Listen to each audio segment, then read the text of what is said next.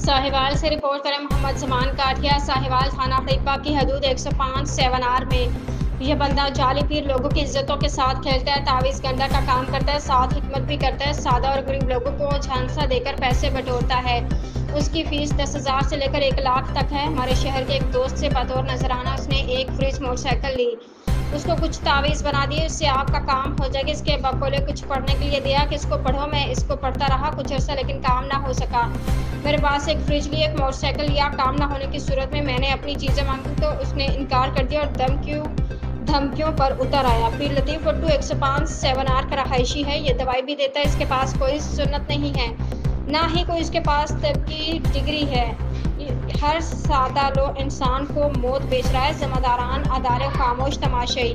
Secretary health Punjab से notice लेने की अपील। SHO थाना हड़ीपा इसको फौरन गिरफ्तार करें और इसके खिलाफ फौरन मुकदमा दर्ज करें ताकि कोई सादा इंसान इसके फ्रॉडबाजी और लूटने से बच सके।